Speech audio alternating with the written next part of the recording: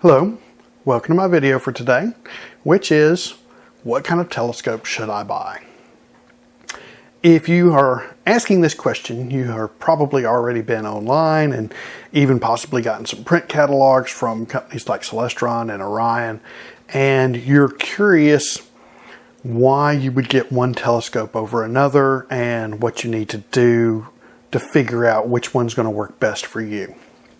Now, in this video, I'm going to assume that you are basically just starting out and you are more interested in generic visual astronomy. And the reason I'm making these assumptions is every type of telescope has pros and cons, and we're going to go over some of those. But when you start jumping to things like astrophotography and doing things like splitting double stars and tasks that the typical amateur astronomer is not going to perform, then certain telescopes are going to work better than certain other telescopes. So what I'm covering today is some very basics of what kind of telescope the beginner is going to be interested in and why one is better than the other. So we're ignoring, for the most part, astrophotography. That's not to say you can't take pictures with your phone or whatever through some of these, and I'll mention some of that as we go along. But for the most part, we're going to ignore serious astrophotography, planetary videos, splitting heavy-duty stars, and that kind of stuff. And we're going to concentrate on the basics. So let's start out with, this is a very basic, generic, somewhere between $60 and $80 refractor that you can get online. I've got another review for it. This particular one is a Celestron Power Seeker 70AZ. For its price and what it does, it's an excellent starter scope. But this is for very basic, very generic. I typically recommend this for kids or people who have never looked through a telescope and want to look at a couple of things here, there, and yon, but aren't really serious. So while this is an excellent scope for starting out, it is not really what we want to go to. And even lower than this, you've got the department store telescopes, and they are a massive waste of money. I've got another video, I'll put a link to it, about why you should not purchase department store telescopes, because that's just ridiculous. So let's take a second and I'll swap this out for my all-time favorite beginner telescope, and we'll take a look at it.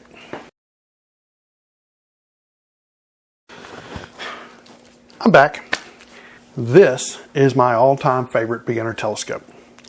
This is an Orion 90mm Skyview telescope on a Skyview Deluxe EQ mount. This originally was probably somewhere in the neighborhood of about $300. And today they make one that's reasonably equivalent. That's about $300. I'll link to that down below too. But it is an Orion 90mm EQ. The new ones have a white telescope tube, and the mount looks a little bit different. It's not quite as heavy duty as this. Now, a few things about this one as you're looking. This one's heavily modified because as you grow in astronomy, you will want to move to something newer, something better, something different. Well, the objective in this thing is pretty good, the lens that goes up here. So I really like it. It's a nice kind of grab and go scope. I can throw this in the car without a whole lot of muss and fuss and set it up and start viewing stuff pretty quickly. But some of the changes that I've made are, this is actually a different focuser. This is a 2-inch focuser I've put on here, dual speed Crayford. I've replaced the little finder scope, which is like a small telescope that sat right here, with this red dot finder. which is really nice. And I can put any kind of finder I want to on it because the new this just slides right on to the new GSO focuser that I put in here. So I can replace it with pretty much anything made today. The other thing is this right here, where the scope ring attaches to here, has been replaced with a generic setup. And I can unlock this, slide this down, and the telescope tube comes off very easily. And then, since it's being held on by what's called a Vixen dovetail, which is this bar right here, I can put any kind of telescope on this that I want. Now, this also has a telescope basically that goes right through here. This is called a polar alignment scope. It's got it built into the mount, which is really nice. The mount and everything is all metal. I like that. There's no plastic on here except for like this little ring right here that's got the numbers on it and stuff. That's plastic. And there's one up here, and these are coated in plastic and have little plastic handles. But the mount itself is mostly metal. Now, it's a cheaper kind of pot metal, but it's still metal. That gives it a little bit of heft and a lot of stability. I'm very partial to refractors because refractors tend to give more contrasty, sharper views than a reflector does, which is everything fits into two categories, basically reflector, refractor. Refractor simply means there's an element up here, glass element, called the objective. And the light passes straight through and goes to usually a diagonal in the back, which is nothing more than a mirror that reflects it up into your eyepiece. So you have two pieces of glass and the one little diagonal mirror. That means that there's no obstructions. On a reflector, there usually is a obstruction. Now, you may be thinking, well, you just said there's a mirror here, so it's reflecting. Yes, but we'll get into what exactly makes a reflector here in a minute.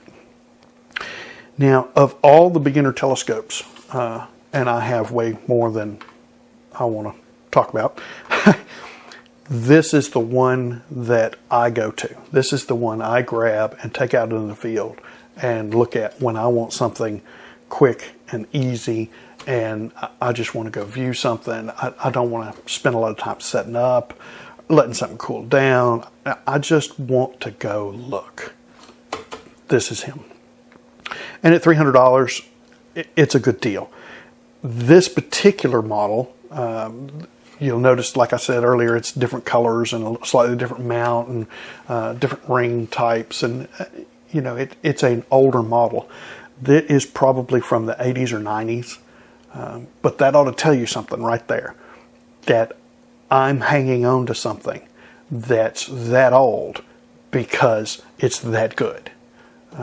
And newer models of it, I'm not going to say aren't as good, but I like the older model better.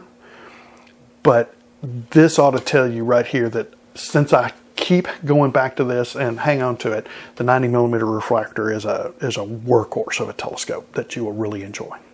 All right, so let's take a look at a different one. This is a Celestron reflector. It's 114 millimeters across the aperture, whereas the refractor we just looked at was 90. So this technically lets in more light. This is actually the first telescope I ever bought. That it's old. The interesting thing is the difference between this and the brand new version of it is very minor. The scope here is slightly different. The sticker, of course, is different, and the tripod is not made out of wood like this one is. But other than that, the telescope remains almost identical, which tells you that it's lasted quite a while and done really well. So this one is what's called a reflector. And the reason it's called a reflector is because light enters here, comes down to a mirror that's in the very back, bounces back up, and hits a deal right here in the front, which is about right here. which is another mirror, which then bounces it back up into here. Much like the diagonal did on the refractor, this little mirror does here. Now, the reason this, in my opinion, is not as good as the refractor is because this has a central obstruction. And the central obstruction is the mirror that bounces the light back up here is in the way of the light. So as light comes in here, it has to go around the mirror that bounces light back up into the eyepiece to this, and then back up, reflect off of that into here. That tends to make the image not quite as sharp and not quite as contrasty. So what you wind up with is this actually lets you see less light than the 90mm refractor, even though the refractor is smaller, if you can wrap your head around that. Now, reflectors also require more time to cool down because they've got two mirrors in them. Those mirrors need to equalize with the temperature outside. So when you carry this guy outside, the mirrors are 75 degrees or whatever it is in your house, and you carry it outside, and let's say it's 50 degrees outside. Well, the mirror needs to equalize to the outside temperature, because if it doesn't, what you get is very blurry images. And the greater the difference in temperature, the blurrier their image. And since you have two mirrors and everything goes through the mirrors, it gets worse. Now, a refractor does have that same problem, but it is greatly reduced. It cools down faster since there's only one piece of glass. And since your light is passing through the glass instead of reflecting off of it, it tends to be less of a dramatic, noticeable issue. Now, there are people out there who will say, well, technically, according to my interferometer or whatever, some scientific instrument they use to measure the wavelength of light coming through and how it's, they'll tell you that it's the same. But what I'm telling you is that when I take both of the two instruments outside, point them both at the moon, and look at both of them, I get more aberrations and more visual issues with the reflector than I do the refractor. So regardless of what the scientific instruments say, the refractor is a better instrument at taking outside for quick views. Now, this guy costs a little bit less than the refractor. I think this one was around, well, okay, when I originally bought this was $350 or something, but that was a long time ago. Now you can get the equivalent of this, which I'll put a link to below, for around $200, I think. And it's a pretty good deal. It collects a reasonably good amount of light. It folds up and stores pretty well. I don't particularly like this type of finder scope, but you can get an adapter to put a finder scope on it, red dot or whatever you want. And you can't really upgrade the focuser. So this is not as upgradable and not as future-proof as the refractor we were looking at earlier, but it is still an excellent telescope if you get one. Now, they make shorter versions of this that have the same specifications. Basically what they do is they build a Barlow into here, which is a magnification device. That's usually a bad idea, and you're trading off light gathering capability and sharpness of the image for a smaller tube. Now, if the smaller tube is something that's important to you, then by all means go for it. But as a general rule, I prefer the longer tube.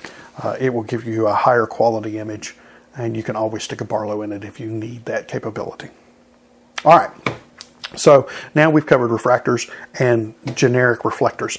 So now let's take a look at what most people consider is the ultimate in beginner telescopes. Be right back. Welcome back. This is what's called a Dobsonian. Now, the Dobsonian is pretty much a larger version of the last telescope we just looked at, the reflector. That particular type of reflector is called a Newtonian, and this is also a Newtonian reflector.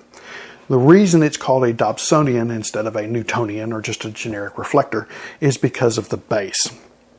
And basically, instead of being on a tripod mount like the last two that we looked at, this has a floor mount, and I'll see if I can put a picture of it right about here.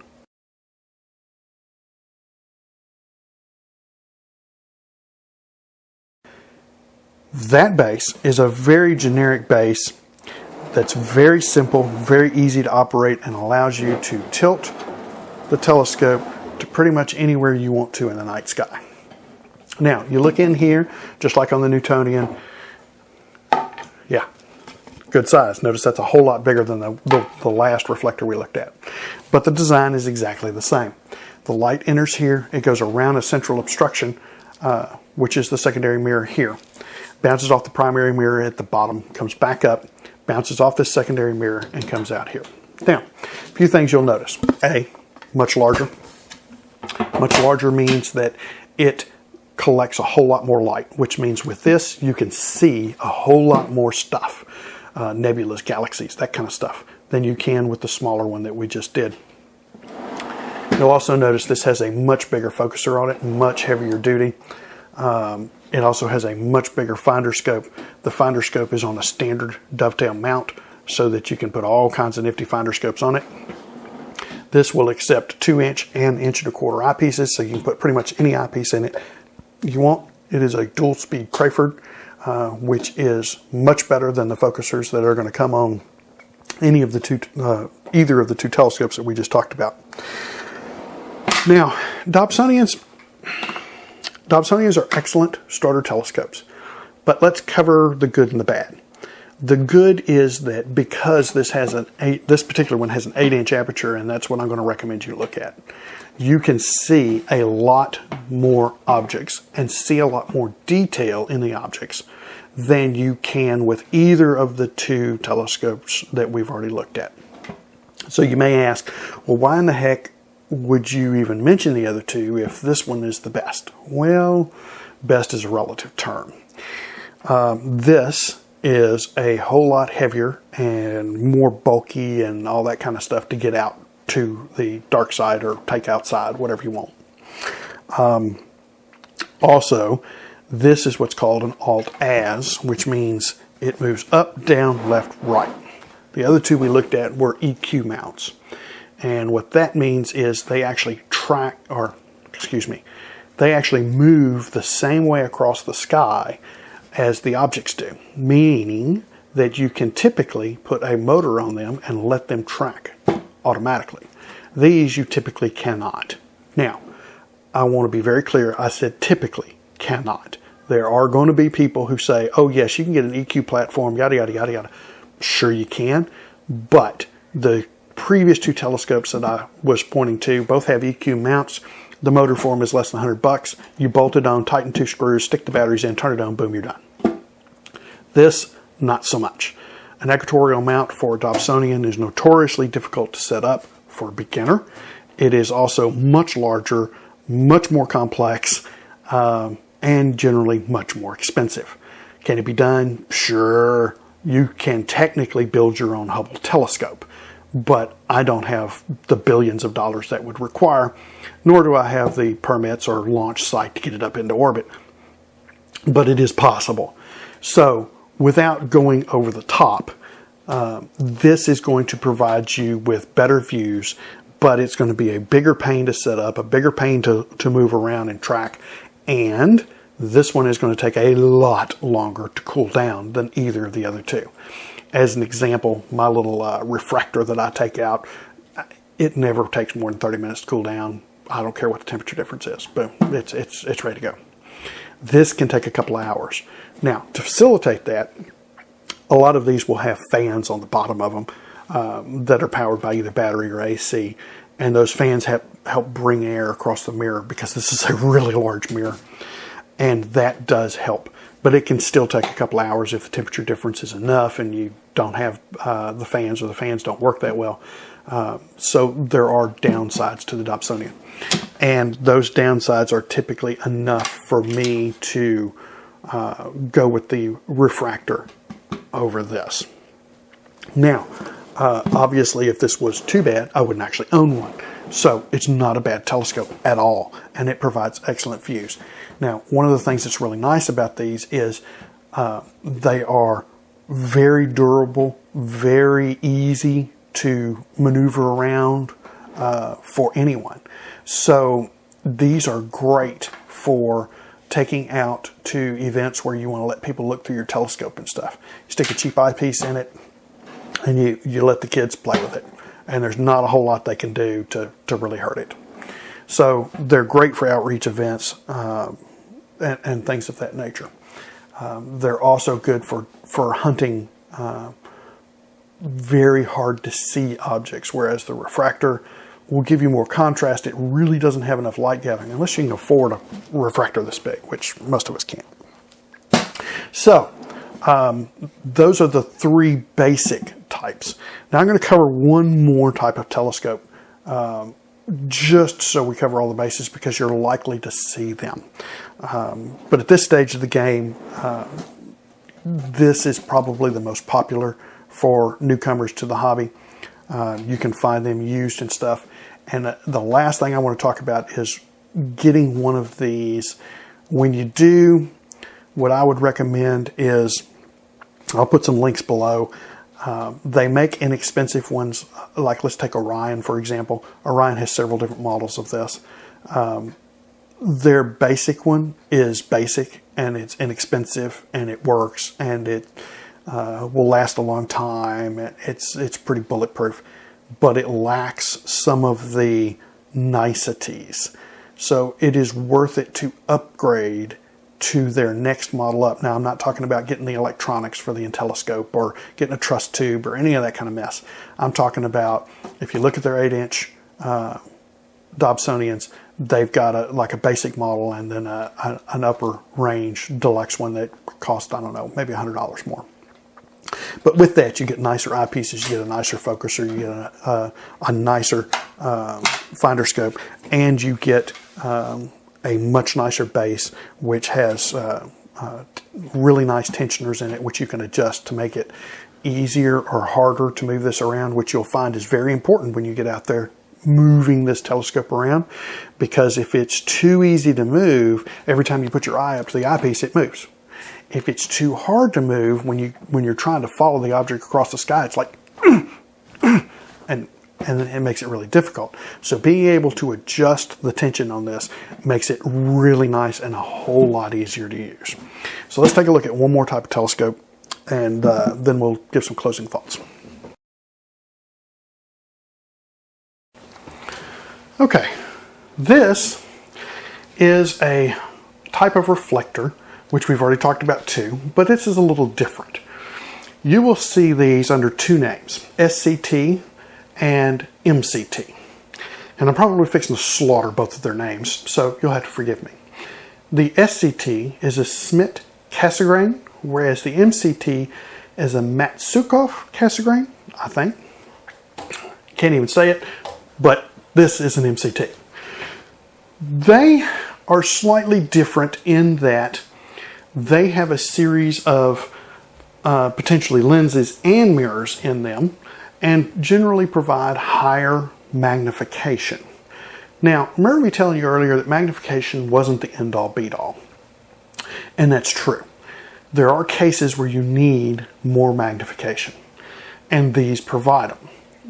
Remember that the downside is that the more magnification you have, the less light gathering capability you have. So even though it's the same diameter, one at lower magnification will gather more light.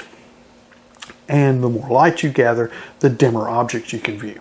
Nebulas, galaxies, that kind of stuff.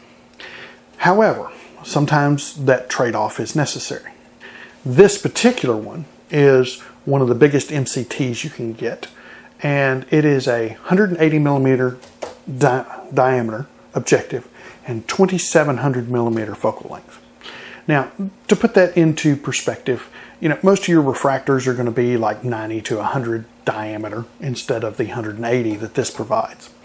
And the focal length is going to be anywhere from 500 to 900, maybe 1000 millimeter, whereas this is 2700. The reflector, the first reflector that we had, the Newtonian, that guy was 114 millimeter diameter instead of the 180 of this one, and had a focal length of about 900 millimeters as opposed to this one's 2700. So this does have some pretty good light gathering capability, but it has really high magnification. Now, the reasons for this are splitting stars, which I talked about a little bit in the beginning, is something we really weren't going to delve onto. This will do it in spades. And planetary. So if you want the best possible views of Mars, for example, this is the kind of guy that would give it to you. This one I actually purchased for doing extreme close-ups of the moon, and it will do that in spades. The downside to these are they're relatively expensive, $1,000 plus for something like this. They are not typically what I would suggest newcomers to the hobby come into. However, there are smaller versions of this that some newcomers are interested in. For example, you can get MCTs down in the 90 millimeter range, about the same diameter as the refractor, and they will be much smaller. So you're talking about a 90 millimeter, about yay big and probably about yay long, up to 120, 127 or so aperture. And those are really good if what you're interested in is primarily planetary and the moon. If you want close-ups of the moon and you want planetary stuff and you really could care less about galaxies and nebulas and that kind of stuff, then an SCT or an MCT might be a good choice. The SCT is going to be a more generic, more well-rounded scope, whereas the MCT is going to be magnification, magnification, magnification. So that being said, typically you're going to be hard-pressed to get adapters and attachments and all kinds of nifty stuff for an MCT, whereas an SCT you can get adapters and attachments and new backs and all kinds of stuff very easily. But the MCT is going to give you magnification, magnification, magnification. Now the SCT is shorter focal length than this for the same size, but not so much that it's like a refractor or a standard reflector. You'll get like 2,000 millimeter instead of 2,700. But the smaller ones will give you less magnification, less aperture and all that, but a much more portable package. So when you're looking at the Orion website, the Celestron website, the Meade website, if you find an MCT or an SCT you like in the 6-inch range, or maybe even the 8-inch range if you can splurge for that kind of, it's a good telescope. It's a fairly generic telescope, but it's going to be more expensive than, say, a base model reflector or refractor. So you may be spending, $600-800 on a 6-inch and $1,000 to $1,200 on an 8-inch SCT, as opposed to like the last telescope we looked at, the Dobsonian, where you're looking at $300 to $400 for a nice one, or the first one the first reflector we looked at, the little Newtonian on the EQ mount, where you may be looking at $200, or the very first telescope we looked at, the refractor, my personal favorite for generic work, and you may be looking at $300 for it. So these are more expensive for what you can do, but they're also a little more portable, a little nicer. Now, we talked about portable and all that kind of good stuff, but it's the same trade-off as with the Newtonians.